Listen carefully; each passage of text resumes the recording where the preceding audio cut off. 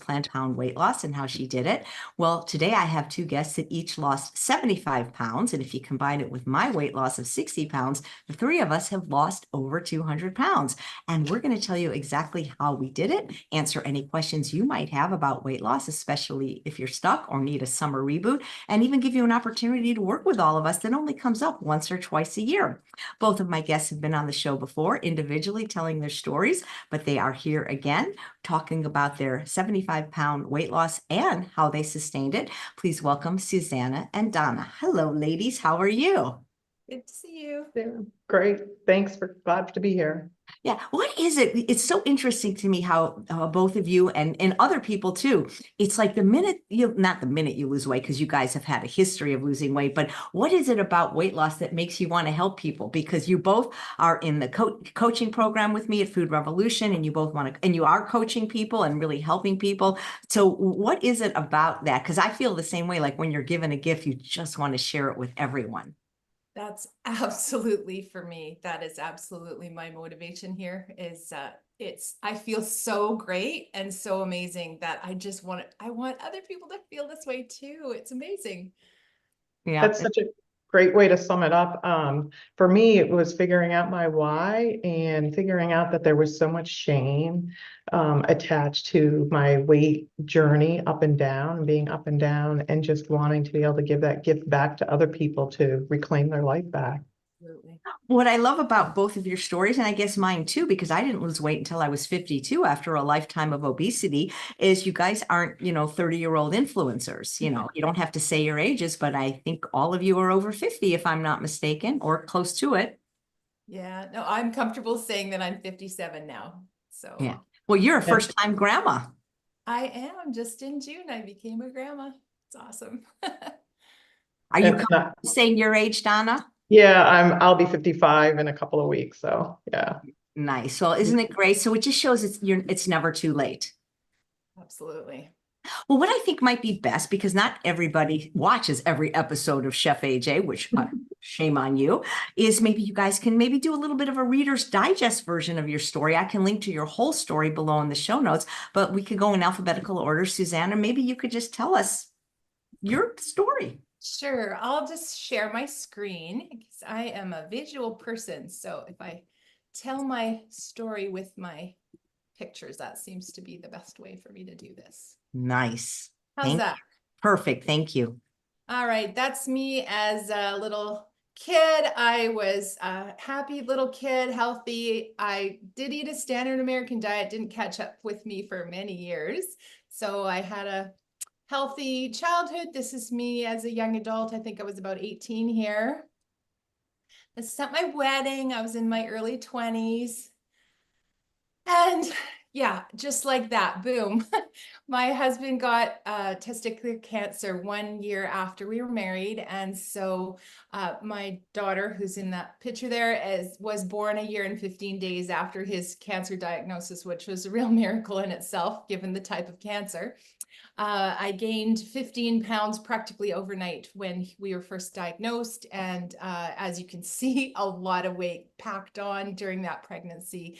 And it really never came off. This is, I have 8 kids, ranging now in age from 32 down to 17. And this is baby number 6 in 2003. And I'm a heavy gal here. I tried every diet under the sun. These are just some of the ones that I can remember. And this was me in 2015. Things were going from bad to worse because not only was I now, I don't know, 8 years postpartum, I was, I fell this year in a garden and had avulsion fractures in my ankle. And so actually in this event we were at, I was wearing a boot cast. And then 6 months after that, I had a disc go in my neck and had to have that replaced and just continued to pack on the weight and kind of resigned myself. You know what? I'm just going to eat whatever I want. I'm going to be happy that way is what I thought. And just ate whatever I made for the kids. And so, I have a great life. I have a great family and I look like I'm happy in these pictures. But I was honestly crying on the inside and always struggling in this big body that I was hauling around. I was depressed. I was on the couch every afternoon sleeping and barely had enough energy for the activities of daily living. Here I am indulging in a snow cone that I didn't need. And this is sort of almost my rock bottom. Wait, your slides haven't been showing for the last few seconds. Uh-oh.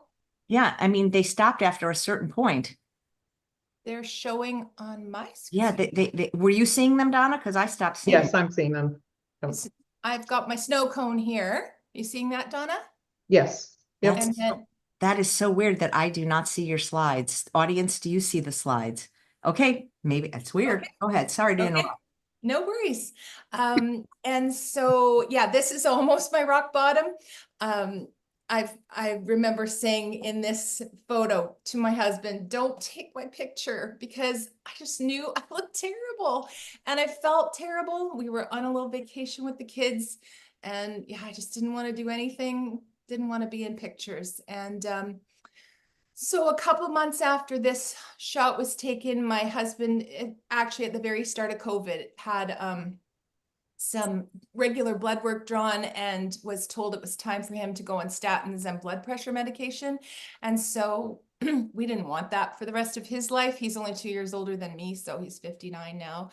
And so we dug out our old Forks Over Knives DVD that we had, you know, tucked away in a closet somewhere, watched that, got out the books, and we were able to get ourselves onto a plant-based diet for that first year. I lost about 15 pounds, but I figured at that rate, it was going to take me like 7 years to lose my weight. So I kept searching, and that's when I found Chef AJ's Truth About Weight Loss Summit. And so I learned to switch my mentality from I'm broken and helpless to I'm growing and healing, and watched how my life changed for the better. And so I picked up her book and used this to guide me. And I started also learning about the pleasure trap. Dr. Lyle is actually one of the guests on this reboot program. Always, that's one of my favorite parts, is Dr. Lyle and Dr. Goldhammer come on and help us learn more about ourselves. I feel like he's inside my head. So this is a couple of before and after shots. That's me on my heaviest, and yeah, feeling just great and healthy here. Another one here. This is my passport photo, but you can see the difference 10 years made. It didn't take me 10 years to lose the weight, but my passport was 10 years apart. This was just at Christmas time this past year. And yeah, there's a full body shot. And so what I thought I'd do is pick up on video 3 really spoke to me when of the 4 videos that AJ had done the little series on. And so the first one was environment. And so building my environment starts in the produce department. And this, like, I never thought this would be my happy place, but I'm telling you, I go, and when new fruit comes in season, like right now, the Rainier cherries are out and they only come out once a year. And oh man, that makes me happy. So I load up on produce a couple times a week and try to fill my environment. My family doesn't eat this way, and so I have to protect my part of the environment, and that's how I do it. So I have an extra fridge in the garage that's full of my and my husband's produce, and of course the kids are welcome to eat from this, and I make lots of meals from this. Actually, that's their Zevia pop in the fridge, which I don't drink, but it's stevia based, so it's better than regular pop for them. And I keep lots of no salt products, canned goods in my cupboard. I do try to make my own beans and things from dry because it's cheaper and I think they taste better, but I keep these around for emergencies. And I learned to batch cook, and that really helps fill my environment with food that I can eat all week. And so I batch cook things like potatoes and squash, and this is quinoa for the week. Here's some regular potatoes. This will last me 6 or 7 days. rice. I cook a huge batch and I freeze some so that in emergencies, I do have rice ready to have some starch. The second point in AJ's presentation was to build a personal support network. And so for me, a big part of that was going to AJ's live YouTube shows. And although they'll only be a couple of times a week now, there are over 2,000 episodes to watch. And that really encouraged me a lot. I got to go to Rancho La Puerta with some of the buddies that I'd met in AJ's courses. Believe it or not, I met these 3 gals in AJ's courses, just like Reboot. This past weekend, I was in Sacramento and got to meet up with some of the gals I've become friends with. And another guy here too, that we all know each other from Zoom and things. So that was really fun. And mentors, AJ has been a mentor to me, and I'm just so grateful to have finally found the keys to the kingdom. Dr. Goldhammer and Dr. Lyle have been mentors to me from afar. Of course, they don't know me, but I know them. Dealing with criticism. I don't have real slides to talk about with this, but I was just going to mention that, you know, Dr. Lyle talks about the internal audience. And for me, this is what it represents to me. And dealing with criticism is easier when my self-esteem is higher. And that's how I feel when I eat well, meal after meal, day after day. I feel like this inside. I began to realize how important it was to be an enthusiast in life. If you're interested in something, no matter what it is, go at it full speed. Embrace it with both arms, hug it, love it, and above all, become passionate about it. Lukewarm is no good. That is how I approached my weight loss. Learning how to know how to order foods. And so, like, for example, this is when I was traveling one time at a salad they had all these pre-made salads. There was the option to make a custom bowl. And so these are all the things that I was able to put in this salad. And it looked like that. It was great. Sometimes when I go to restaurants, I'll just look at the menu in advance, because now that they're all online, and I will write a note. You can see it's actually on hotel paper. I'll write up a little note, and I'm always very friendly and kind of lay out what I'm hoping for. And you know what? Although I didn't get a chance to take a photo of this, I got a beautiful bowl that was very satiating. So when I was away in Sacramento at Chef AJ's conference on the weekend, the hotel had a little breakfast bar. And so this is what I was able to get the first day, which was some oatmeal packets. I panicked when I first got there because they were all the sugar ones, but hidden way in the back were the original with no sugar in them. And these spotty, kind of sad looking bananas, which would be great in a smoothie or a recipe, but not so great on fresh oatmeal. But I was able to get 2 nice apples to take with me to the conference. So I was happy enough, and I knew I would get a good meal there. But this was the breakfast I was able to cobble together the second day. I took 4 oatmeal packets, just added hot water. And this day there were berries out. So there was a half a container of berries. So I took them all, but I did let the supervisor of the area know that I had used up all their berries and that they might want to refill them. And then he had an omelet bar. I don't know why it wasn't there the day before, but anyway, there was an omelet bar. And so I asked if I could have the peppers and the tomatoes, and if he could just sizzle them on the griddle that he had. But I had been watching him, and he was using like spray oil on it. So I asked if he'd mind just doing it on the griddle, and he said no, because it would stick. And I said, oh, you can actually just use water. And he thought about it, and he said, no, I can't do that. I said, okay, no problem. Could I just have peppers and tomatoes on a plate then? And I ate them cold, and it was great. It was such a nice treat. And actually went back up and got a second round of that. In the hotel or airport on the way back, I chose the Oaxaca bowl there, but I asked for it without the beet slaw just because I've developed an allergy to beets. I asked no crispy wontons, no spicy yogurt sauce, and the salsa on the side.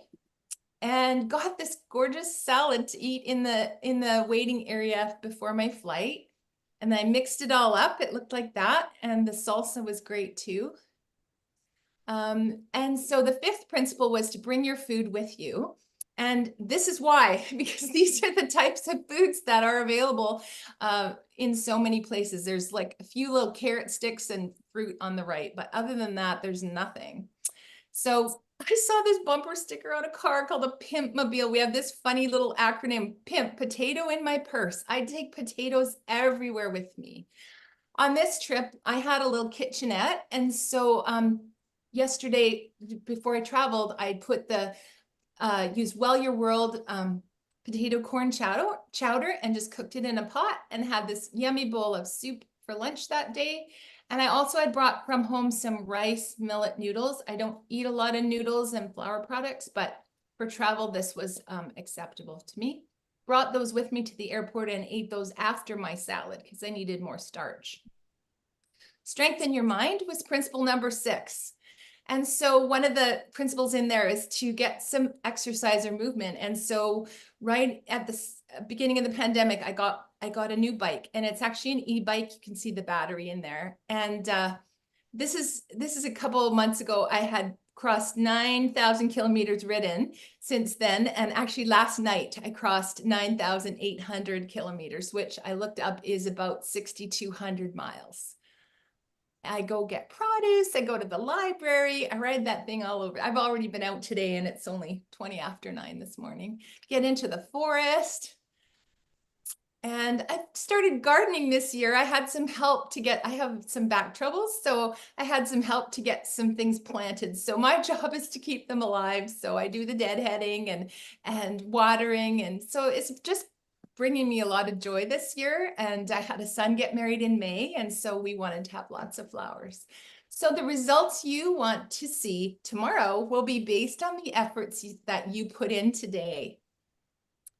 So just last night, these were my efforts to make a healthy dinner for my family. I've got, let's start at the bottom. I've got fruit salad, and then to the right is a high carb Hannah potato salad that my daughter made. Above that is Tammy Kramer's potato salad. Beside that is a quinoa salad that I just kind of made up. And then to the left of that is Shada's black bean and corn salad, which we really love. And that's the thing. That's the secret, is to do this day after day, meal after meal. I feel like a warrior princess. My son made this on AI for me. And this all connects back to my why. And this is my most recent why, which AJ mentioned. And I need to be the healthiest mom and grandma that I possibly can. And they've had a little bit of struggle here at the beginning. And so I've been there overnight 3 different times to help them out. And I have the stamina and ability to do this. And so, yeah, that's the end of my slides. Well, thank you. That was amazing. I just love how you just showed this is not only doable, but you do it with such finesse. Thanks. And you are one of the coaches in the Ultimate Reboot program, which we're here to talk about after we share our success stories. I'm not going to share mine. I mean, I've shared it a million times. I have a video called From Fat Vegan to Skinny Bitch that I gave at the McDougall Advanced Study Weekend that you can watch anytime on Dr. McDougall channels or mine. It's actually in my signature when I email it. But we only run the Reboot program twice a year, usually once at the beginning of the year and once in summer when people really actually do need a reboot. And Susanna is one of the coaches, as well as Donna. But let's hear from Donna. What is your story, young lady? All right, well, I'll do a share screen as well, if that's all right.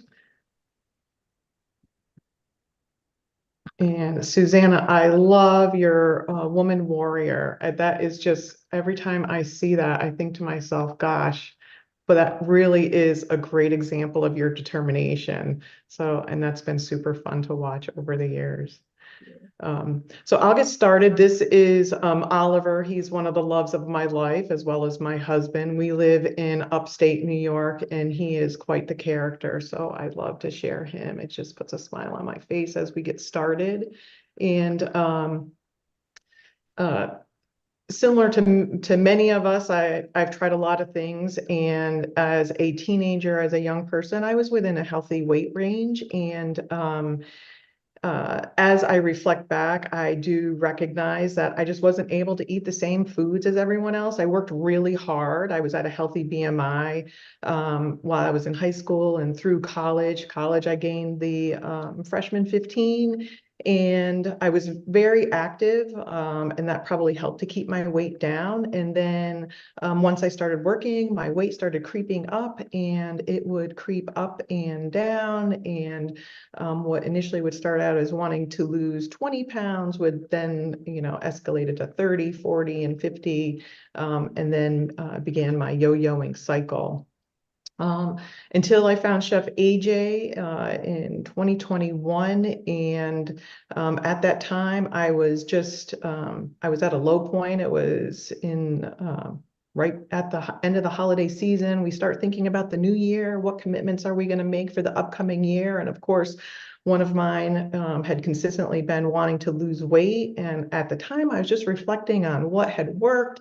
And one of the things that had worked was being vegetarian and more vegan. That had worked at periods of time. I'd flip-flop from that. And then came this email that essentially said I could eat all that I wanted and still lose weight. And so I was in, and I am excited to say that I'm down more than 70 pounds, and I've maintained it. I'm in year 4, which is absolutely amazing to me.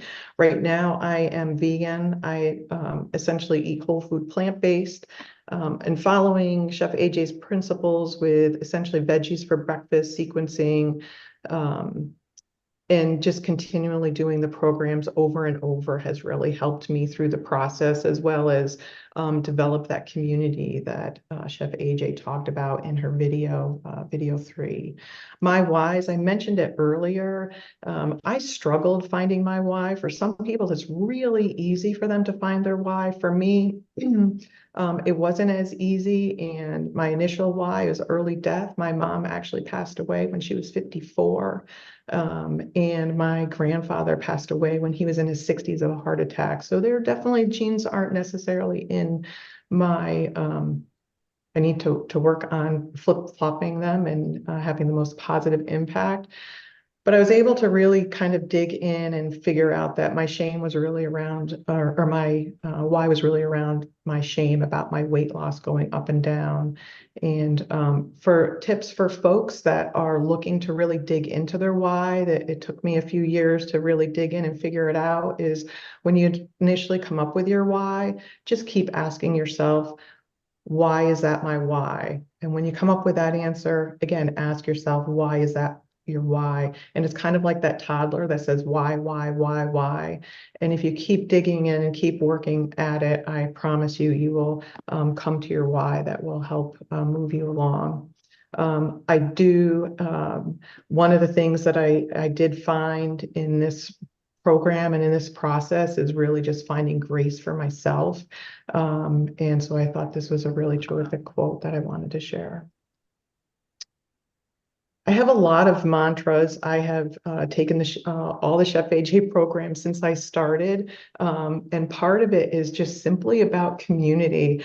I live in a world nobody eats the way that I eat. So having the Chef AJ programs and the forums are really helpful for me, because I can get involved and be active with folks that are either learning to eat this way, striving to eat this way. And part of what's so exciting is everybody's trying everything new and asking questions. And there's just a lot of great reminders. And then also with the program, we have, essentially lifetime access. So in between the programs, I'll do the programs on my own. And so as a result, I help, not only do we talk about our physical environment with, food that's in our environment or in our home, I also talk about my mental environment. So just having that reinforcement over and over. And some of the things that really jumped out at me and that has really worked is at one point early in the program is focusing on one eating plan. And I remember when I initially started the program, I was looking at a lot of different ones that were very similar. And I remember trying to create a spreadsheet. What are the differences? And I think it was JP or Chef AJ that said, just follow one plan for 21 days, and then you can, assess where your results are. There were some aspects of the program I call peeled layers of the onion. There were some things I was able to do immediately, and other things I just had to work on over time. And I always appreciate the mantra, good, better, best, because sometimes we just make the best choices that we can. Sometimes we're making good choices with the idea of just moving on to better and best. If it's in your house, it's in your mouth, which is a great mantra. I now have my husband saying it, so that's helped to reduce the overall snacks in the house. But just knowing thyself, I know I'm a what we refer to as a hyper conscientious nutcase. And so I need to be careful about setting my expectations so high that I may just get frustrated and kick over the table. And also a mantra that really stuck with me from the beginning, because there were some things that were hard to adopt or figure out. And it was, do the least restrictive program you can do to get the results that you want. And just focusing on that meant sometimes I was non-compliant in terms of the program, but it was the least restrictive program that I could do. And I was ultimately moving forward to the results that I wanted. Just a couple of things that pop out here real quickly is experiments. I think about everything as experiments, and there are days and there are times when I've had not good days, or I went to a social gathering or a social function or went on vacation, and I wasn't planned perfect. And I've learned to really treat those things more as experiments. That way I can become that objective person and kind of step outside myself and just reflect on what went well, what didn't go well, what could I do next time. And that's really helped me as well. And really focusing on progress, not perfection, and really letting go of that idea of perfection and just practicing things over and over and over, like going to restaurants, what will I order, social gatherings, how do I handle that? I was just at a wedding shower and a bridal shower just these past 2 weekends. And I've learned that no matter how much the host or hostess wants to plan food for me, I will always bring my food. And again, that's just experiments over time, reflecting back on gatherings and what has worked for me. Chewing food to a cream has also helped me kind of slow down. You'll see I'll have a couple of pictures of what I eat. I keep things really simple. And I've also adopted the mantra that relapse is part of recovery. I am not planned perfect. And in terms of accepting that, and then also giving myself grace, that talking to myself like I would talk to my best friend or others. We've talked about environment. My home environment is not clean. I absolutely adore my husband, and he has supported me over the years in all the bazillion different food preferences and eating styles I've chosen. And in his support of me, I'll just give some tips. When I open that refrigerator door, we have one refrigerator. All the food that I can see is plan compliant. It's everything that I would that I could eat first spot, and that I would choose to eat. And that his items are sequestered to 2 cupboards. So there are things that I know that will work for me. And when we reference knowing thyself, just some other things that we do a lot of entertaining. We live in upstate New York on a lake and just are blessed by having folks come to visit. And I used to have snacks on hand all the time for our company. And just in case people might come in, and as I was into this program and really thinking and reflecting about times when I was going off plan, I realized, holy smokes, I'm buying those items. I'm bringing them in the house. And guess what? They're my favorite things. I'm eating them. So I have to keep replenishing them. So now when company comes, everybody always wants to bring something. All my friends are supportive, and they understand that I don't have junk in the house. If there's something special they want to bring or have for sale, they bring that. And then when they leave, it goes with them if there's any leftovers. Things that have helped me be successful. I can't live without my Instant Pot. As a matter of fact, the little guy stays on the counter, and right now it has rice in it. I could not live without my Breville. That thing is behind me, and that is both of those are probably going every single day. I do steam my vegetables on the stove, so you see my pan, and of course I love my knives for cutting things up. So those are just some quick gadgets that help keep me on plan. I do quite a bit of travel. I've traveled for work or day trips. Where I'm located, I'm pretty remote. So if I'm out running errands, I'm probably going to be gone most of the day. So I have several, that blue and white bag is one of my cooler bags. Down in the right corner, you can see I have 3 other bags. I am always traveling with food, and Suzanne referenced it. We call it pimping a potato in my purse. You just never know what's going to be in my purse. But when I travel, when I go anywhere, I always bring food for myself. And if I'm traveling, I will bring enough food, probably for twice as long as I'm going to be out. And when I get home, if I need it, then I have leftovers or I have food that I can eat. These are just kind of some ideas of what I eat in a typical day. I am a very plain eater. I will tell you though, I love those mini roasted red peppers. Throw them in your Breville for 45 minutes. They are like candy, absolutely amazing. I have Chef AJ's red lentil chili up in the right corner. One of my tips is I will batch cook things, freeze them, and then each day I can just pull out one thing so I can have some variety. I have one of my lifesavers is French fries made in the Breville, and you can see there I have my own homemade ketchup. So literally it's just tomato sauce, some balsamic, and I'll throw in some spices. Sometimes I'm on a jalapeno pepper jag. Other times it's onion powder or garlic powder. You can really have a lot of fun with it. Yeah. And here's my potatoes. I love my starch. I love my rice and potatoes. In the bottom right-hand corner, I'm going, oh my gosh, it was one of the few times in a restaurant where I ordered a salad and I'm like, double the salad, whatever it takes. And they sent out, it was this huge, amazing, gigantic salad.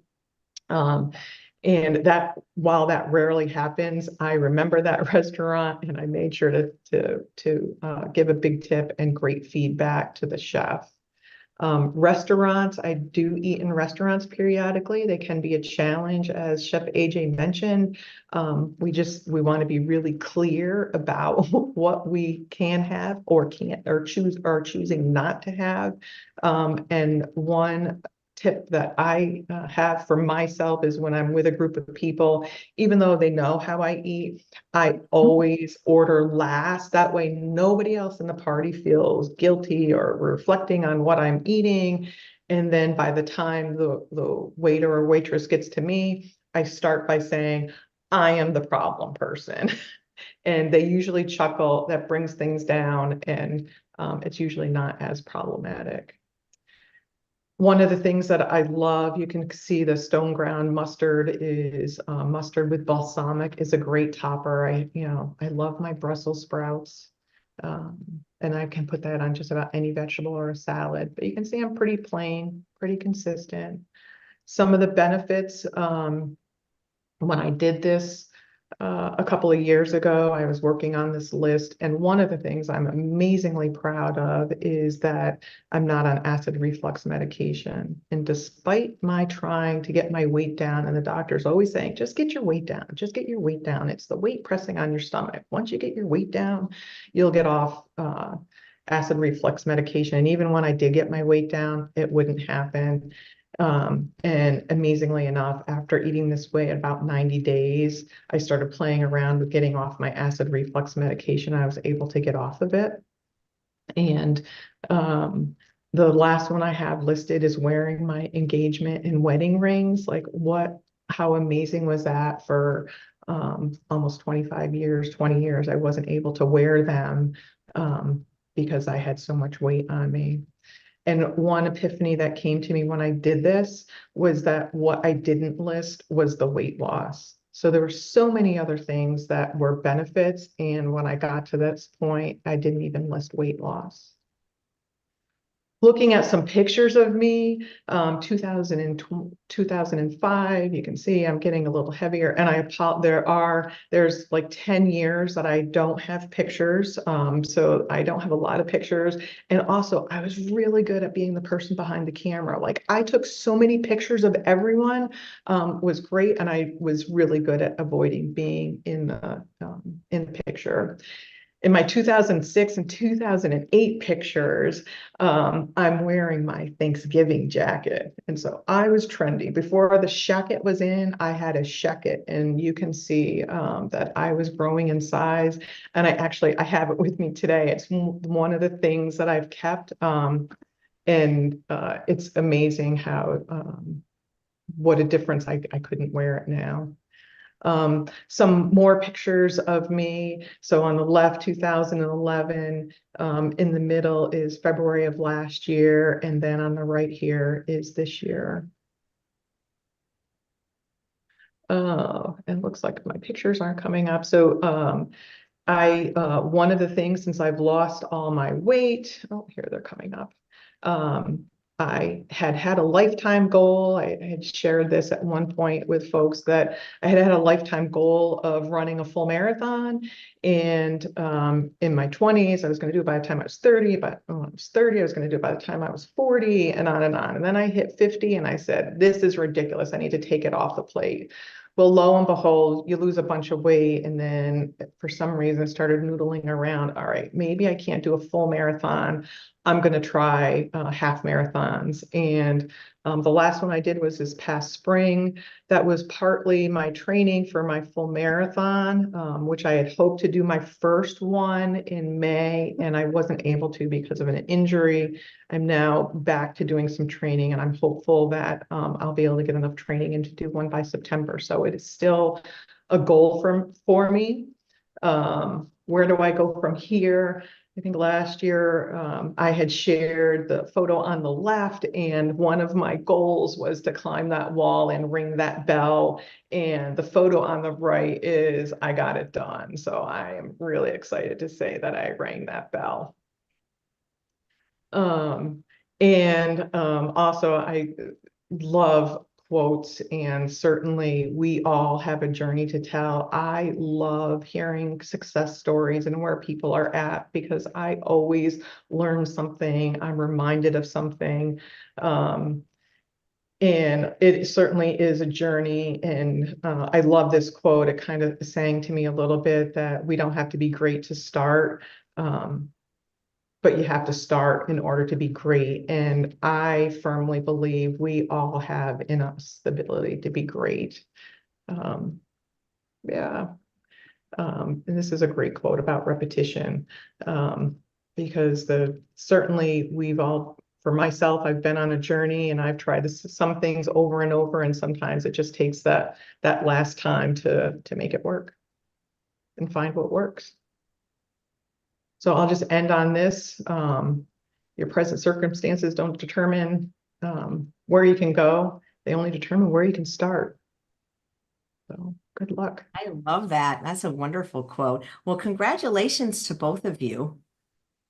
You know what, I'm curious, and I asked this to Kiki yesterday, because I think when you're newer in your weight loss journey, sometimes you feel a little bit less stable that this is real. Do either of you have or have had the fear that you might gain some or all of the 75 pounds back? And if so, how do you deal with it? I still do. I still feel afraid. Um, I think anytime that I eat something that's not on the plan, or, not the best choice, then I feel like fearful, like, oh no, is this like the start of something terrible going all the way back there? But the relief comes with some vegetables. And that's what I always was encouraged to do when you've had a slip or a stumble. Just go right back to the vegetables. Start with some vegetables, have some starch, and it all calms back down. Because, honestly, especially when I've eaten something really high in sugar, which that's my addiction, is sugar for sure. Fat and salt are there, but it's the sugar. Boy, it just lights up my brain. It's such a chemical reaction for me, and it's more pronounced now than it ever was. And I feel terrible, and I can't wait to get back to our way of eating. How about you, Donna? Yeah, I totally hear you. I'm not there yet with regards to being fully confident in my weight loss and that I would never give it back, gain it back. An interesting mind shift, because I think I went back and I counted there's at least 7 times that I've had like a significant weight loss. I've gotten rid of, and over the past couple of years, I've gotten rid of my bigger clothes. And I've never done that in the past. So in the back of my mind, there's something brewing and changing, and I'm glad of that, but I don't have 100% confidence yet. Well, I'll get there.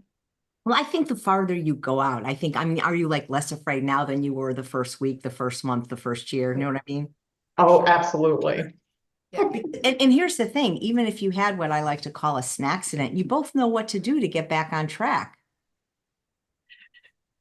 Yeah, and Susanna, you've referenced the cherries. Holy smokes, I was like, my mouth started watering because in my refrigerator right now, I have those cherries, and it's so funny. Sometimes our snack accidents are, mine anyways, are so different than what they were when I was 70 pounds heavier. So, yeah.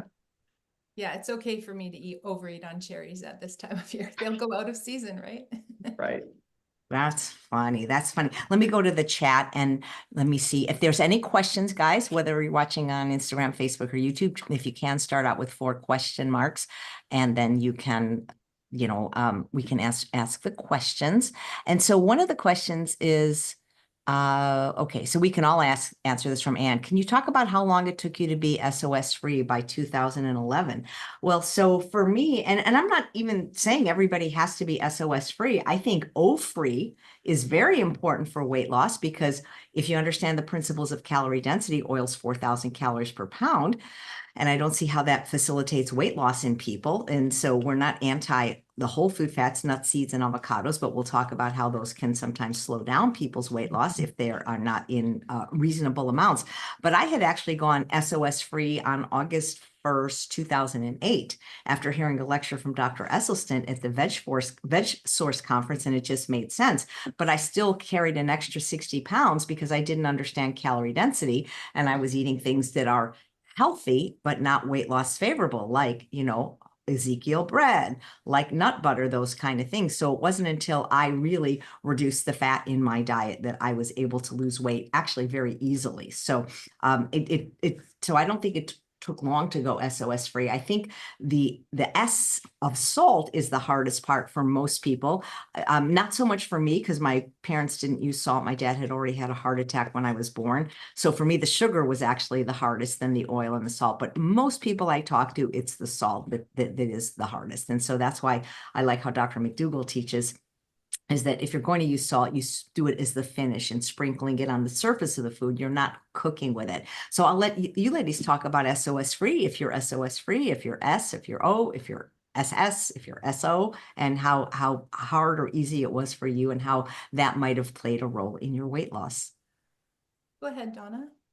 That's such a great question, Chef AJ, because like I so admire folks that can like just rip off that Band-Aid and they're like they're done. They're done with the sofas.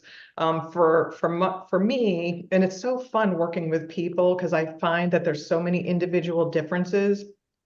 There's some things with regard to the sofas, people can just rip it off and be done with it. And for me personally, some of the sofas were easy to stop initially, and then other ones I had to work on titrating them back. So for example, oil. I have the most amazing olive oil that is special pressed and organic, blah, blah, blah. Like I could have told you everything about it. And I always cooked all my vegetables with oil. And then once the light bulb went off about eliminating it, I just started using less and less and less and less until one day I was like, holy smokes, why am I even putting this on here? It doesn't even make any sense. And then fast forward, I accidentally ate something. It was served to me. It was supposed to be, so it was free. And it was, I tasted, I was like, oh my gosh, that feels like an oil slick on my tongue. What the heck just happened? So for me, there were some things that I was able to just rip right off and stop on day one. For other things, I had to titrate them back.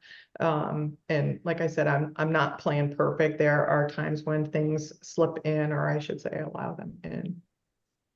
For Yeah. me, I have sort of two phases of my weight loss. So my first phase was that first year where we were kind of fiddling around with a plant-based diet, but definitely was vegan. But that's where we also discovered there's a lot of vegan junk food. And so that's probably why I only lost 15 pounds that first year, which when you have as much to lose as I did, that isn't that significant. When you're near the end of your weight loss journey, if you don't have too much to lose, losing 15 pounds is terrific. But the bulk of my weight loss didn't happen until I found Chef AJ and this way of eating. And for me, it was realizing that I had addictions, food addictions, which I had never heard of that concept before. And when I did, I certainly didn't think it was me. And so it was through that process of cutting those things out that I realized just how addicted I was to them. So for me, that oil went first and easily. I figured out that you can cook on a frying pan with water and you don't need the oil to make stuff not stick. And cutting out the baked goods then got rid of oil that was in baked goods, and sugar and salt was not too difficult, although food tasted pretty bland to me for a while until I neuro adapted. I know AJ's given the example of, it's like when you walk into a dark movie theater and you're trying to find the group you're sitting with and you can't see anything, it's pitch black, but you just wait a second and then you can see. And that's sort of what the neuro adaptation process is like, at least in my experience, but absolutely everybody's different. And once I learned that it's a chemical reaction in my brain that's happening, having that knowledge kind of made me a little more likely to decline those things at the first, when I was really having to almost white knuckle it to get myself through that withdrawal period. And then anytime I've reintroduced those foods, I regret it because I've lost my calm, stable brain. I've reintroduced the addictive pathway, and I keep having to loop back, start again, so that's sort of my path. But yeah, everybody's different. That is great. Here's an interesting question from Blue Skies. In your experience, do people just go cold turkey, or is there a transition plan? I have a hard time eating oats and water and adjusting my taste buds in general. How? Well, everybody's different. The reboot program is 30 days. So we suggest that for the 30 days, you follow the program to the best of your ability.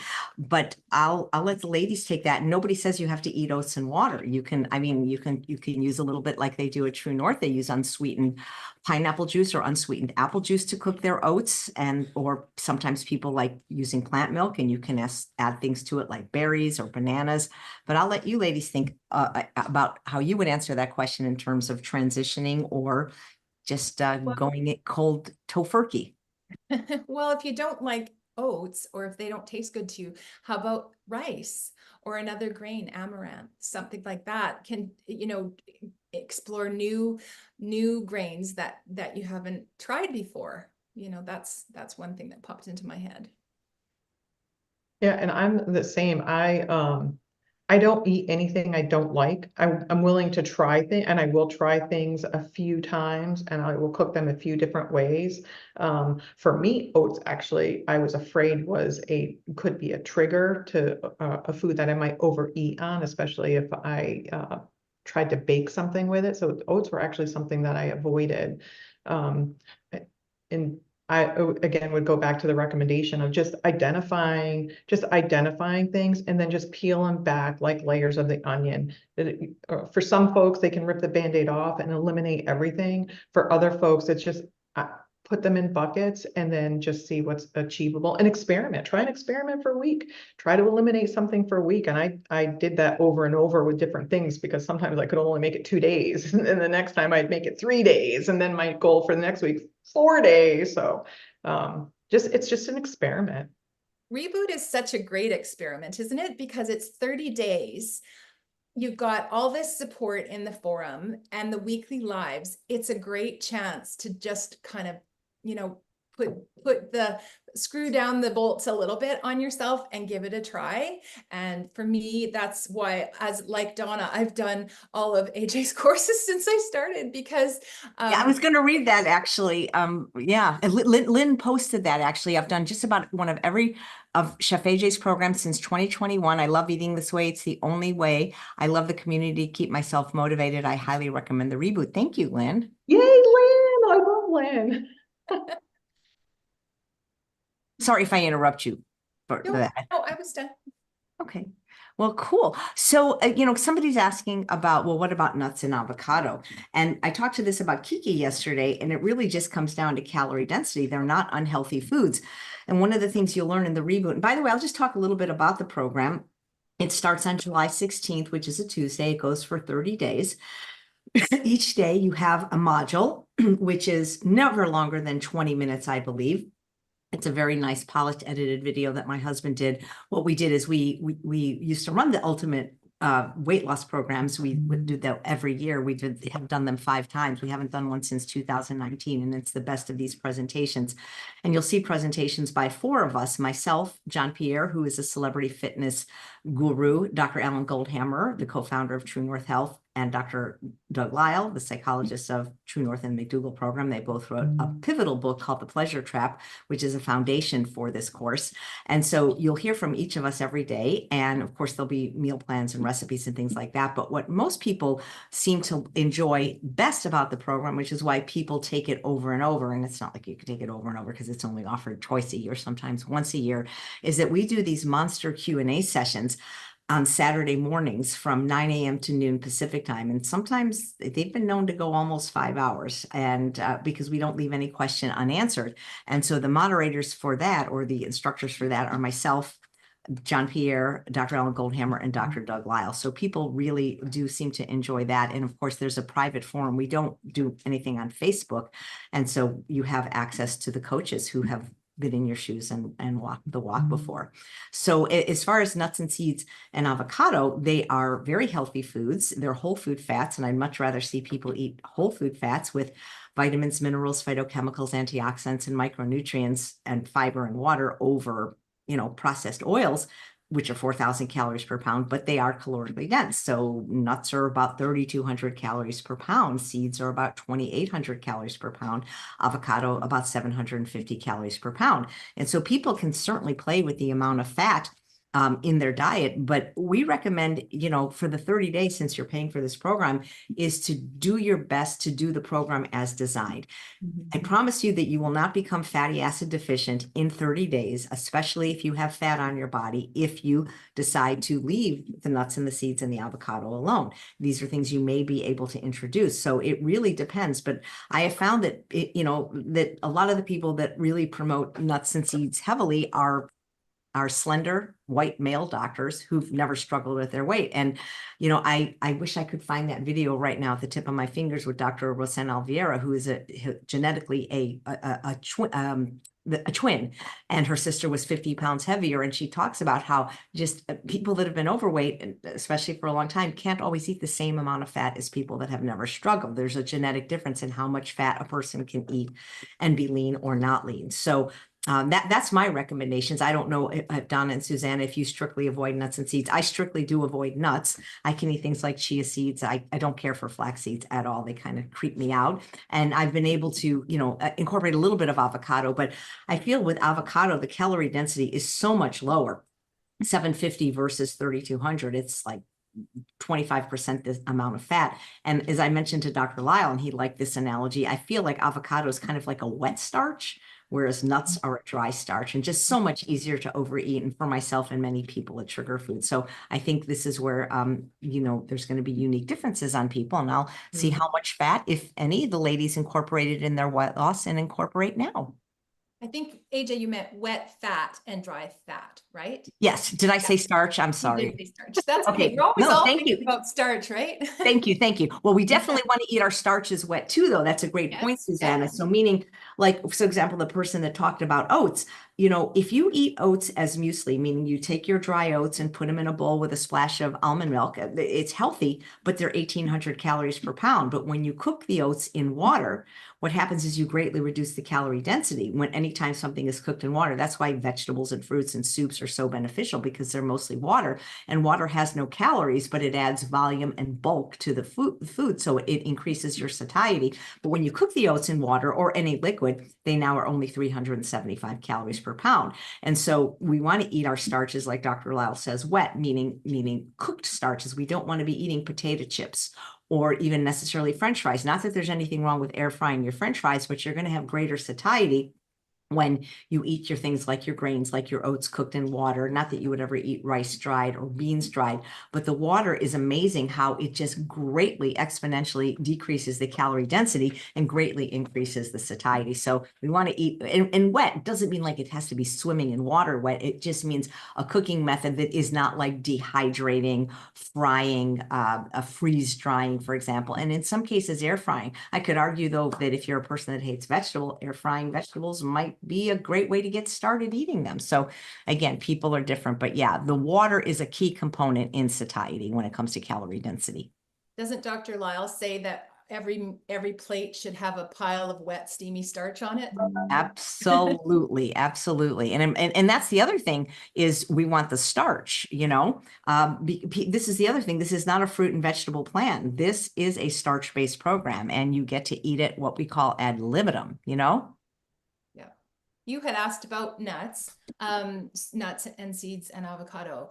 For myself, I will allow a little bit of avocado, like the salad that I showed in my little slideshow at the restaurant had a half an avocado, but I don't find it a trigger food. Some people do.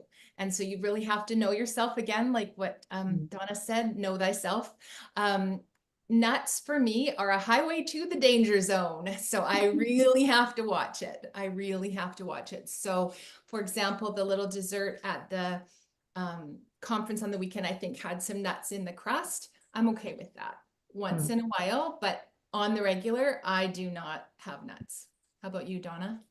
Yeah, that's a great question. With regards to avocado, I just avoided it initially. It wasn't necessarily a draw for me, other than guacamole. And then of course that's on a chip, and that's a whole nother ball game. So I just really avoided avocado because I didn't have a draw for it.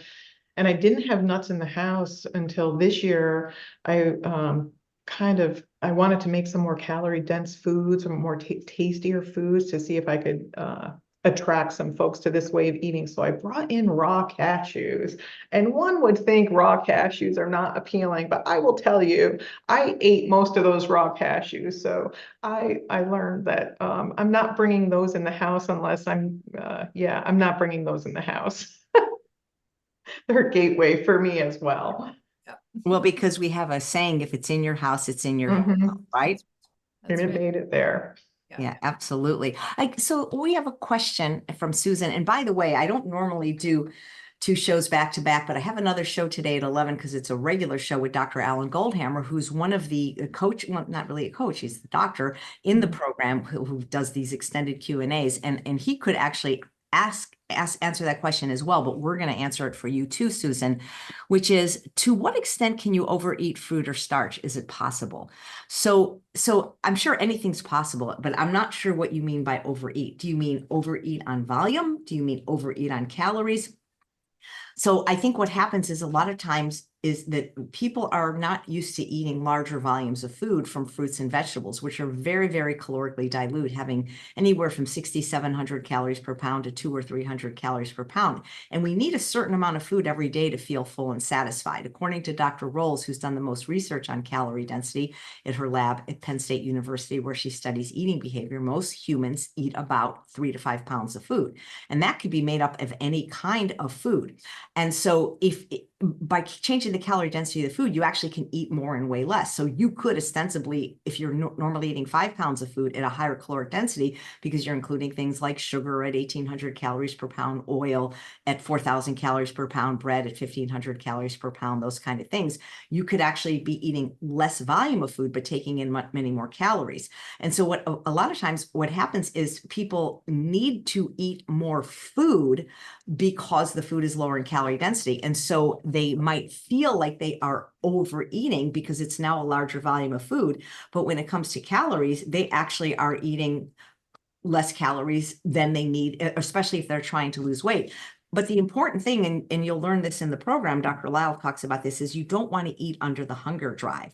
And that's why we really recommend, if you do take the Reboot program, and I hope you do, the link is below to register, is for that 30 days, don't even weigh yourself. Maybe if you want, weigh yourself at the beginning, but you really need to learn how to eat, because when you really understand what to eat, it really almost doesn't matter when you eat or how much you eat. Not that we recommend eating late into the night or things, but this is what we really teach you in the course. And I think when you join it, you'll see that, especially when you see the quality of the videos and the lectures, that's really what we teach. So, and I think a lot of times people overeat for reasons outside of hunger. So for example, if you're an emotional eater, and food addiction and emotional eating to me are like opposite sides of the same coin. If you are using food for something other than hunger or survival to medicate, I think it's possible to overeat on anything. I've never seen it on arugula, though. Let me tell you, I really haven't seen a lot of people at those arugula anonymous meetings, but I'll let you two ladies talk about overeating and in general, and when it comes to what we think of compliant food or food to the left of the red line. I think when I started eating this way, I was definitely self-conscious about the volume of food that I was eating, because I had plates of food. And I felt hungry, or thought I was hungry. And so I had plates of food. And I stuck with the mantra, and I had so much weight to lose. I stuck with a mantra: if I was eating to the left of the red line, it was fine. So the more I ate to the left of the red line and ate things to the left of the red line, the more weight I lost, or I was consistently on that downward slide.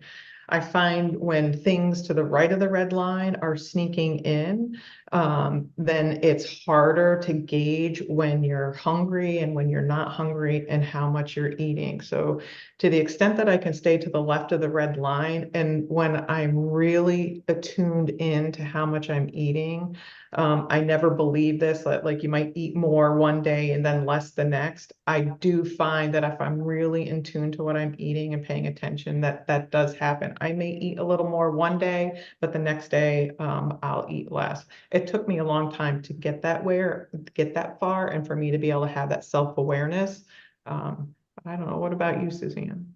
Well, I think that is the freedom of this program, exactly as you're describing, is that you can eat as much as you want, whenever you want, as long as it's to the left of the red line. And that's for me where abstinence is bliss, because I can eat and eat and eat all I want in these certain parameters. And that's the freedom for me, is that I don't have to worry about overeating. I don't have to worry if I might gain weight, as long as I'm eating in the categories of fruits, vegetables, whole grains, and beans and legumes. I just stick to that narrow band that's full of food. And so I don't have to track, I don't have to weigh and measure, I don't have to weigh myself anymore. It's very freeing. Yeah. I didn't gain 70 pounds eating cherries. Yeah. What kind of diets did you guys try in the past, and were they successful? And if so, for how long? I'd love to hear, especially about some of the kooky ones, if you had any. Uh, I was a Weight Watchers. My recidivism rate was very high. I kept joining and rejoining. I thought it would be the answer for me. Of all the diets I tried, I didn't try too many weird ones. Well, the Body for Life was pretty weird because you had to take a picture of yourself with a newspaper in a swimsuit, and boy, that was not a good sight. Yeah, for me, Weight Watchers was probably the one that I thought was going to teach me how to eat. And, you know, this is almost opposite of that, I find, because, and I still think it. I even thought it, AJ, this weekend when I was away, I thought, I'm so thankful that I know how to eat now, because thrown into that, you know, sort of stress of travel in a hotel, unfamiliar environment, all by myself, I could have easily fallen back into the pleasure trap. And I mean, there was a fridge thing with ice cream in it and chocolate bars on the counter and everything. And I had no interest in eating that because I feel too good this way. I wouldn't sacrifice this. Nice. What did you try any kind of kooky diets, Donna, back in the day? Oh, I think Donna's Oh, frozen. Donna, if you're oh, I hope she'll come back. I'll text her. Okay. That's why it's great to have two guests in case one of them gets frozen. So I will ask another question and then I will text Donna to let her know that she's frozen. And sometimes I've found when I have frozen by turning my camera on and off, I have come back to life. More Joy says, how do you saute vegetables without oil and not have them stick to the pan? Ah, yes, that was a great thing to learn. So what I do is I take any frying pan. It doesn't have to be nonstick. It can be just, you know, I have stainless steel pan. I have a ceramic, cast iron ceramic pan. And you just heat up the pan to about medium, nice temperature. Let it come fully up, the pan come fully up to temperature. And at the beginning, I would put maybe a quarter cup of water in that pan just prior to putting my vegetables in there, and you know, use a spatula to keep it moving so it doesn't stick. But eventually, as I was experimenting, I found that the vegetables release lots of water, and so I started to back off on how much water I was putting in because I didn't want watery vegetables, and they release a lot of water when you cook them. And so now I just start with my hot pan, and once it comes up to temperature, I put in, I start with mushrooms. They seem to release juices and taste really good when I do it that way. And I stir them around for about a minute, and then I pile everything else in there, give it a stir, and put the lid on and let it steam. Yeah, that's what I do. Which pan do you use? Right now, my favorite is a Le Creuset pan. It's a cast iron that is ceramic coated. I don't want to use like you know, Tefal and stuff like that. I don't prefer to use those ones. Nice. Let's see if Donna has been able to come back. She's gone. Hopefully she'll join us. So let's get on to the questions. Terry says, help. I've had difficulty for years with eating greens, cruciferous veggies, and beans. It bothers my digestive system no matter what I do. I often can't be around people due to gas and bloating. Well, one of the things I would suggest is a consultation with one of the plant-based doctors. And these are kind of questions you can ask Dr. Goldhammer in the program. But even if you don't take the program for $95, you can have a consultation with an MD at the True North Health Center. I see Dr. Peter Sultana every month by Zoom, and I've done so since 2011 because it's important to me to have a plant-based doctor. So there's a wonderful book called Fiber Fueled by Dr. Will Bolshewitz. And one of the concepts he talks about is going low and slow. But the other thing you can do, and it's outlined on Dr. McDougall's website, the elimination diet, is you can do an elimination diet because you may not be reactive to every single one of the components of the vegetables, of the beans. The other thing is, and Dr. Goldhammer can answer this more, is often it's because your microbiome. I don't know what you're eating now, but let's just say hypothetically, you're eating a lot of animal products or a lot of processed food or both. Your microbiome is adjusted to those foods, and it's sometimes hard to make the change. But usually there are foods in those categories you can eat. So if you can't eat cruciferous vegetables right now, can you eat other vegetables? Can you eat zucchini? Can you eat cucumbers? Can you eat cherry tomatoes? So I personally don't eat beans or legumes. I'm actually allergic to them. And so there is no one particular food or food group you have to eat, no matter what you're told. You don't have to eat beans. You don't have to eat nuts. You can certainly eat them. They're very healthy. However, there's usually, like I said, certain things in the categories that you might be less reactive to, but a lot of times it's because your microbiome isn't able to quite process these things. And so one of the concepts that Dr. Will B talks about in his book, Fiber Fueled, is going low and slow. And Dr. Furman just talked about this last month. He said, eat one bean, literally eat one bean. And then the next day, eat 2 beans.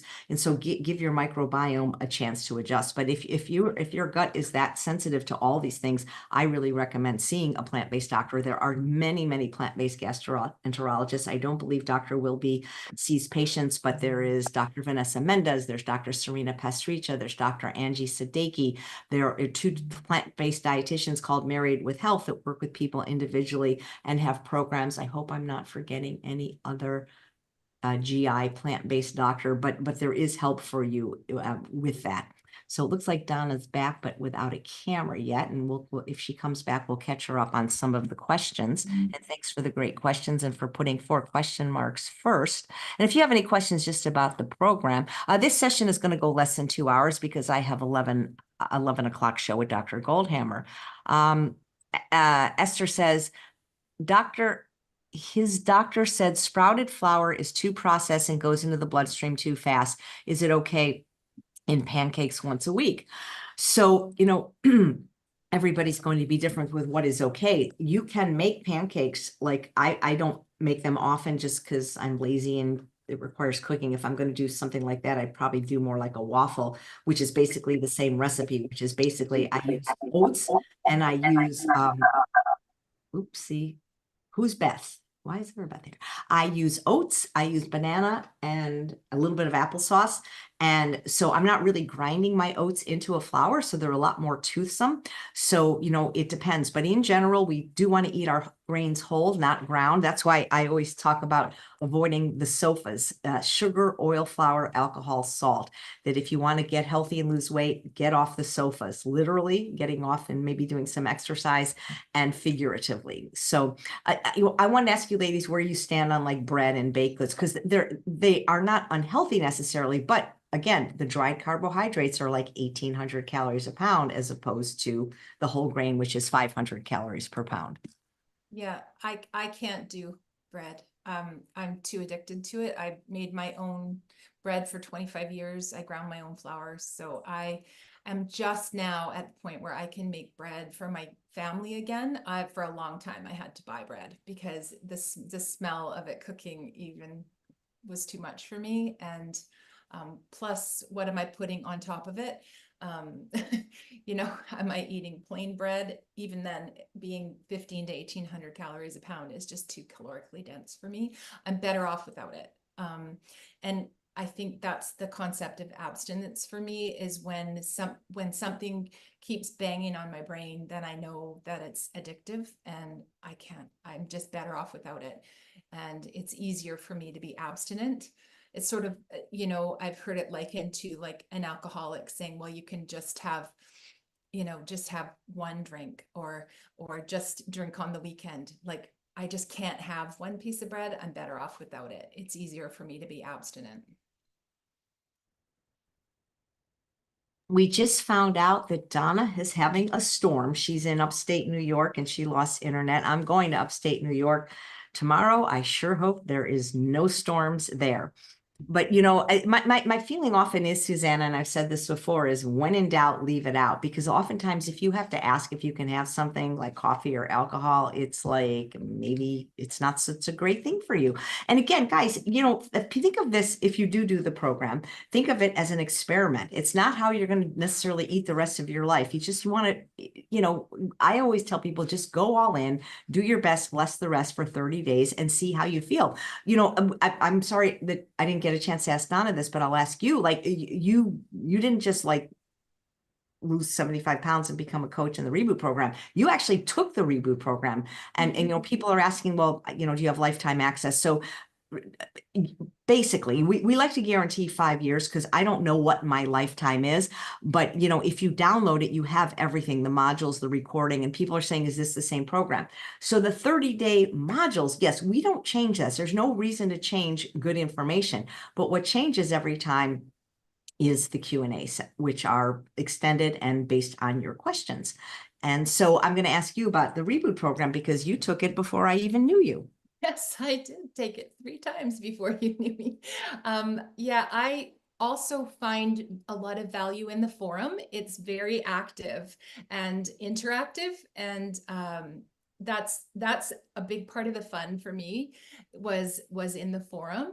I remember one time I put a challenge out to just my fellow participants and said, hey, is anybody interested in going the 30 days without weighing? That just do it at the start. Well, we had over 80 people in there doing it. And so we were checking in with each other, and that was just one little tiny corner of the forum where we were, oh my gosh, I was so tempted to get on that scale this morning, and just sharing tips and tricks and that kind of thing. And so I do find the forum is really valuable. And then of course the 2 hour plus Q&As is where I remember asking, it must have been my first one, because I asked a question of Dr. Goldhammer, and my question was, can I have bread? And he said, no, you can't have it.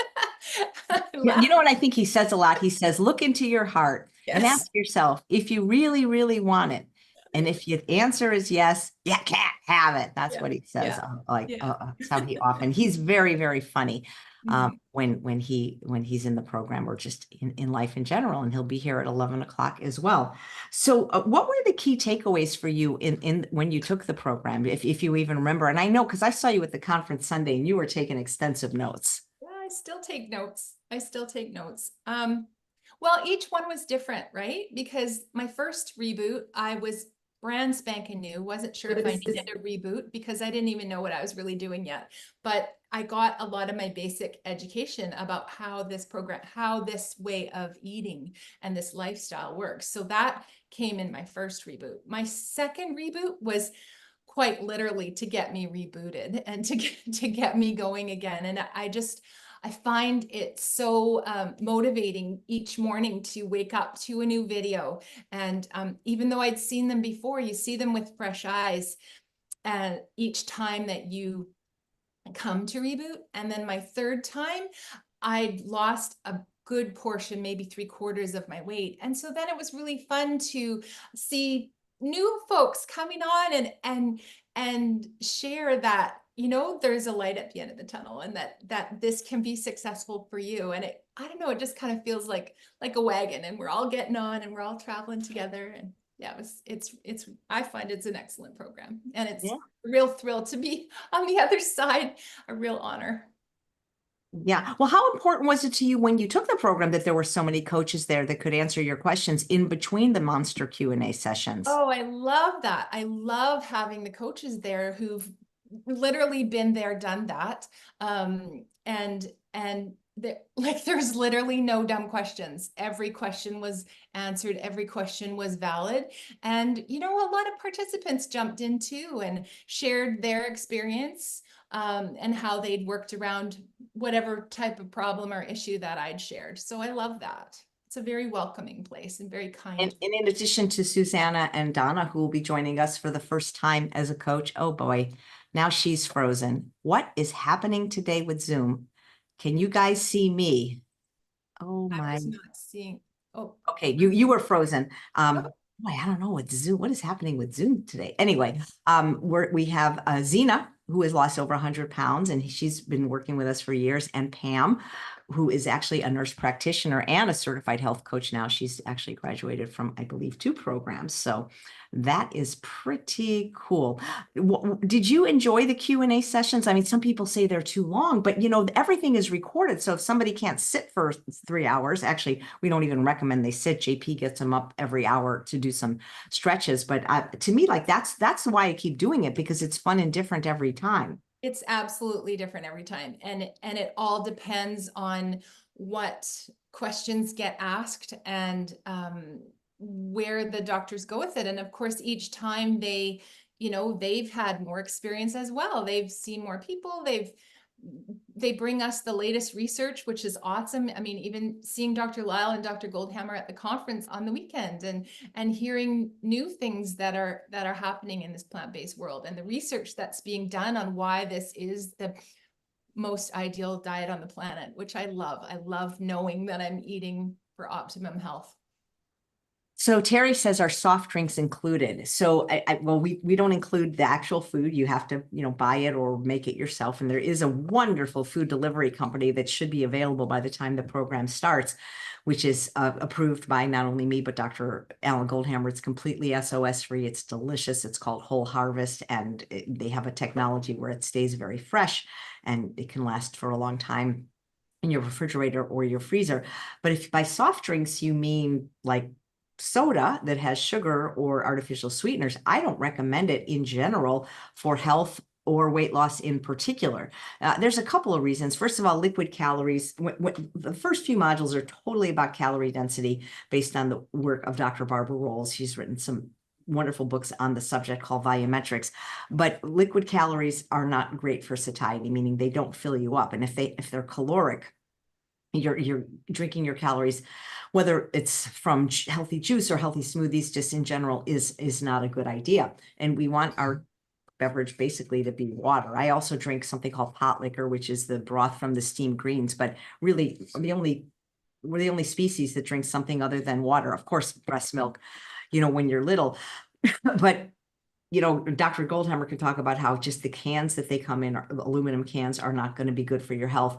If you want to have sparkling water and add a splash of California balsamic vinegar or, juice, I don't have a problem with that. I don't have a problem with Spindrift, but the ones that are sweetened with artificial flavors or natural flavors or stevia or especially sugar, I just don't recommend them for health. And even though we call it the Ultimate Reboot Program and most people are focused on weight loss, believe it or not, many people join just for the health aspect, just to learn how to eat more healthily. So were you ever a soda person? I was, Susanna, till I was 27. Oh my God, I had Diet Coke every day. And then I switched to Dr. Pepper because I was told that diet sodas are actually worse. And gosh, till I was 43, I was having Coke Slurpees and Dr. Pepper big gulps every day. I estimate I was having over 1,000 calories a day from just sugar and caffeine. Yeah. Yeah. I definitely drank lots of soda. My kids, I've been able to get them off regular soda and onto the Zevia, which is just stevia and club soda, but that's like a transitional thing. I don't drink it. We have AJ cocktails. So we have, it sounds crazy, but if you get a fruity flavored balsamic vinegar from California Balsamic, like one of my favorites is berry cherry, and put 1 to 2 tablespoons of that in a glass of sparkling water. It's amazing. And it doesn't taste like vinegar. It tastes like pop. So that's a nice treat for me sometimes on the weekend. Yeah, it really is. Is Donna back and able to talk yet? I think I'm here. If I fall off again, we've had bad thunderstorms, so I lose my internet and my cell service. So if I pop off again, I will not interrupt. I will not. So That's okay. Well, one of the questions I believe you missed was about the reboot program, and if you hadn't, when you took it, and you have taken it several times, and that's what people say. Well, I took it once. Well, that's fine. And if you have achieved all your health and weight loss goals, certainly we don't necessarily want you to come back unless you like the community, which is part of it. But what do you remember any of your key takeaways when you experienced the program and how important it was for you, the Q&As, the coaches, anything you can tell about your experience in the program? Oh my gosh, it was amazing. I will say the first time I participated, I was a stalker. I was a total stalker because I was just partly I was overwhelmed, but partly I just kept reading everybody's experiences. And I was like, there was a piece of everyone's experience that was just that like resonated with me and still does when I hear success stories and partly why I just so love being in the forum. But it's just the forum was such a huge part, and initially I was a stalker. I just took it in. I took it in. People verbalized things that were noodling in my brain, but I just couldn't spit out. So that was like it was like an epiphany. It was like, oh, it's not only me. And then people would share ideas, and it was just great in the beginning. Now I tend to be more involved. I'm more vocal. But for me, it's just so exciting every single time because people are so excited. They're trying new things. And I'm like, oh, I forgot all about that. What a great idea. So I think the forum is, and it's private. You don't have to worry about any other social media attached to it. So I hope that answered your question. Thank you. And one of the questions was how you saute without oil. What's your technique and what kind of pan do you use? I just use my fry pan and I do a technique. I'll Oh, not turn it for 1 minute, and then after a minute, a spoon of water, and I do that with a lid on it, and it's usually like my crunchy. So that's how I do it. I don't have a microwave. Nice. Okay. What thoughts do you have for a person, asks Naomi, who is plant-based and who lives in an environment that is not food safe and who must cook for others who want sad food? That's not me, so I'll let the people that don't live in a clean environment that's answer. me. That's me. AJ has said it sounds like I live in a 7-Eleven. So that's how I feel actually sometimes. It's a lot better than it used to be, but I still have to cook regular sad food for my family.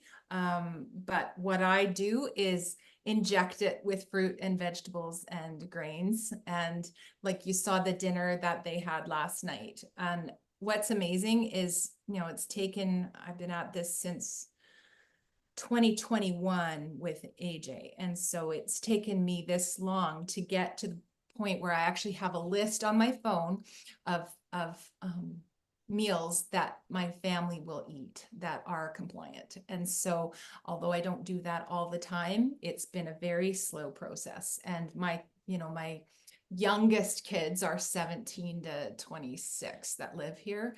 And so, yeah, it's a slow process.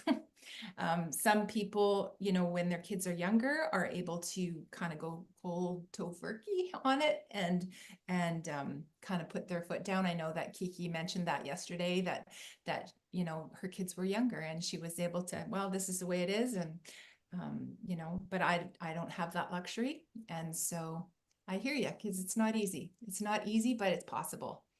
That's right. It's possible. And same for you, Donna, right? I don't think Donna's with us. Boy, okay.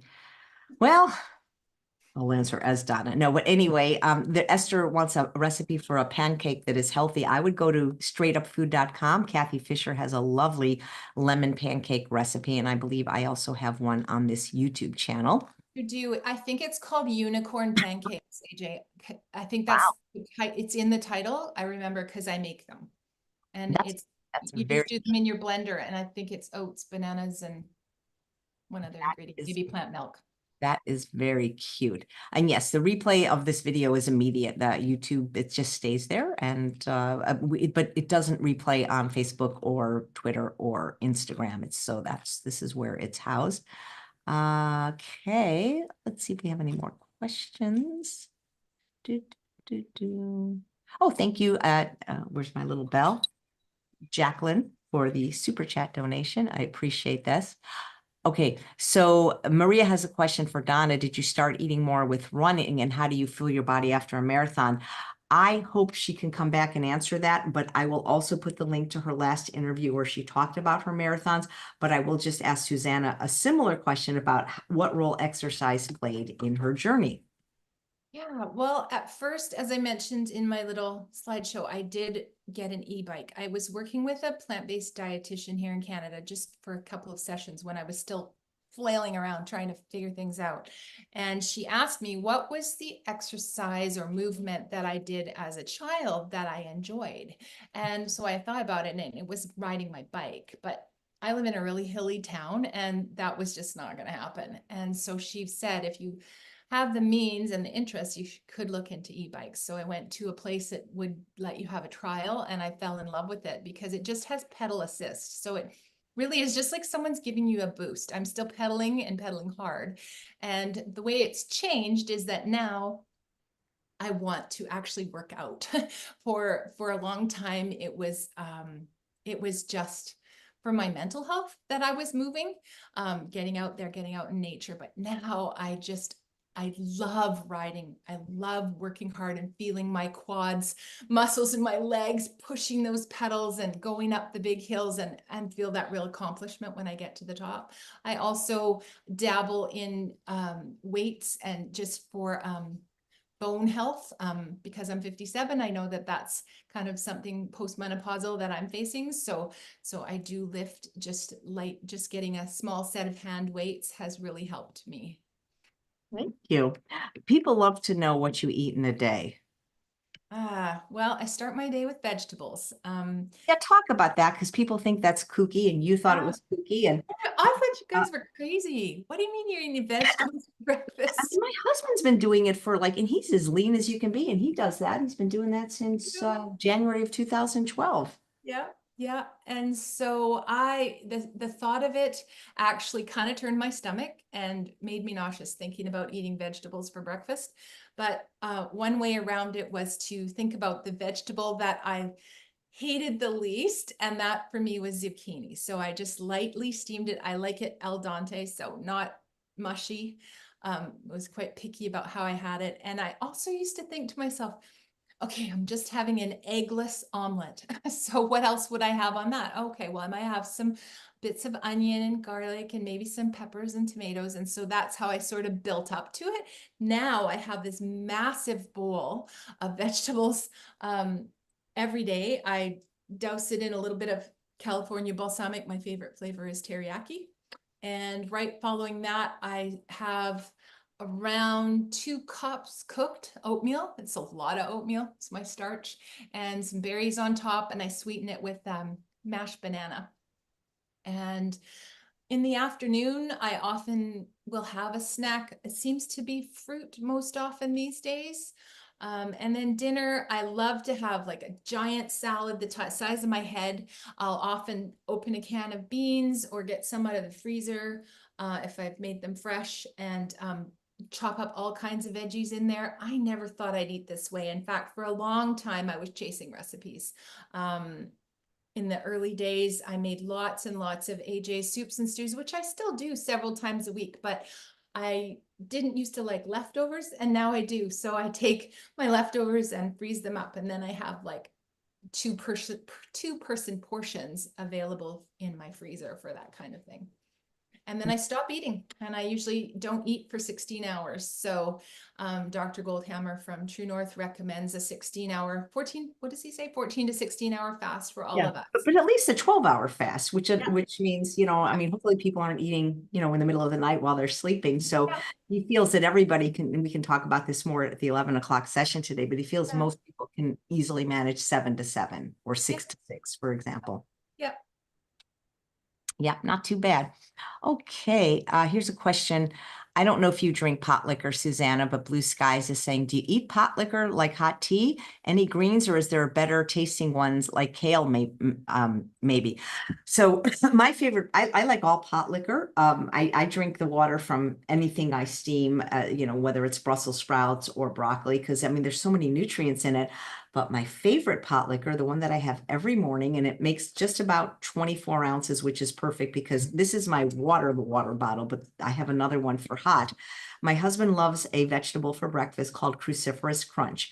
It's available at Trader Joe's. It's a blend of purple cabbage, green cabbage, kale, Brussels sprouts, and broccoli, but it's really, really finely chopped. And to the viewer that was saying about how she has problems, with eating cruciferous vegetables, it could also be preparation. So for example, if you're eating, raw kale, that may be problematic, but if you're chopping it finely, and that might be easier for you to digest, or if you're steaming it, it might be easier for you to digest in raw. You may be less reactive to it. But my husband loves this because it's cut up really finely. It's easy to eat. It's delicious. If you don't have a Trader Joe's or don't want to buy it, you can easily make it yourself by simply very finely chopping the 5 vegetables that I mentioned.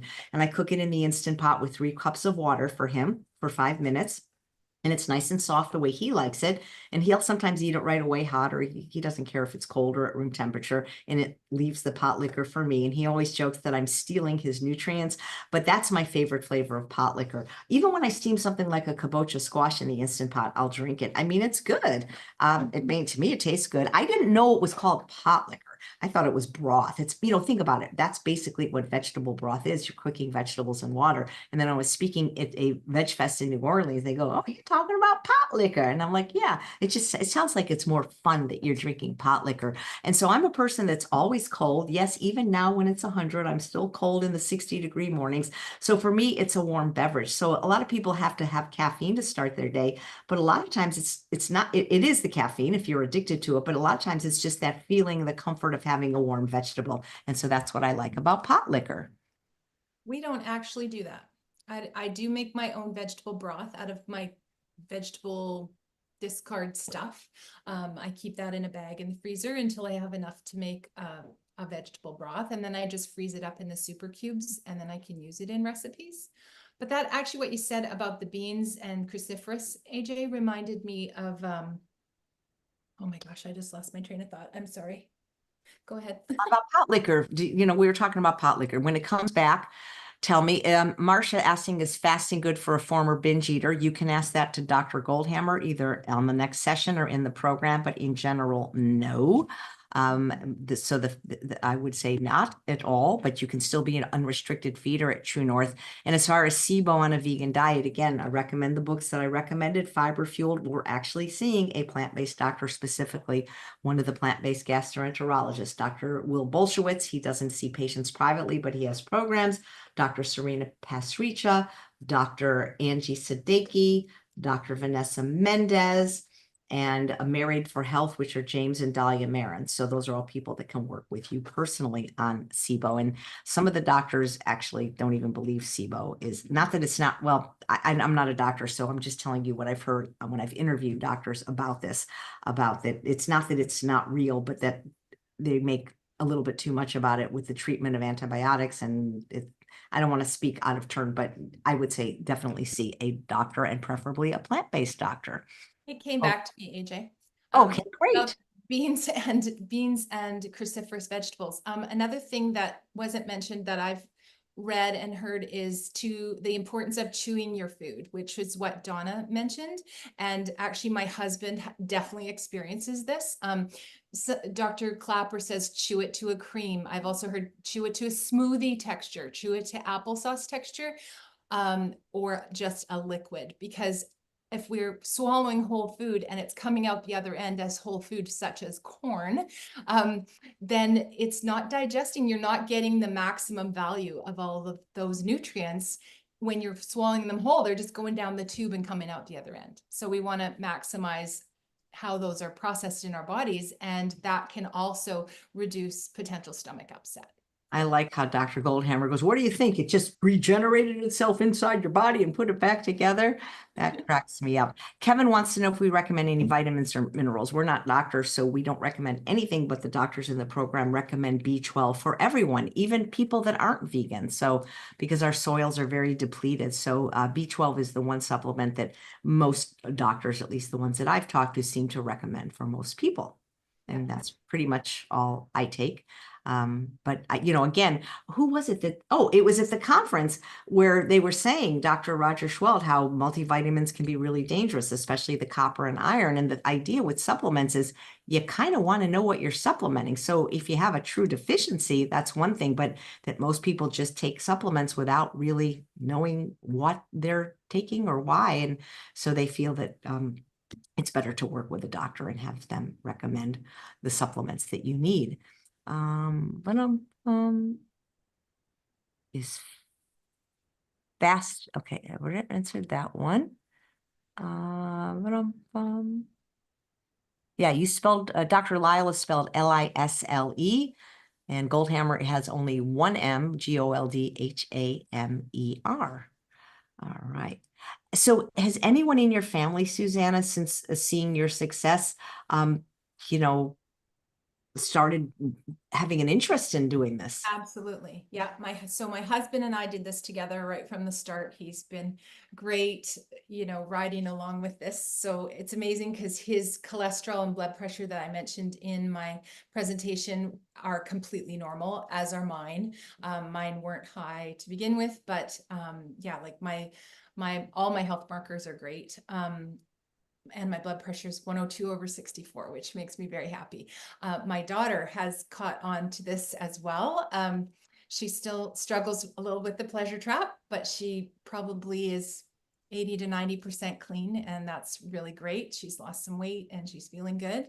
And then several of my kids they're interested. I see, I haven't tried to ram this down their throats. It's just not my way.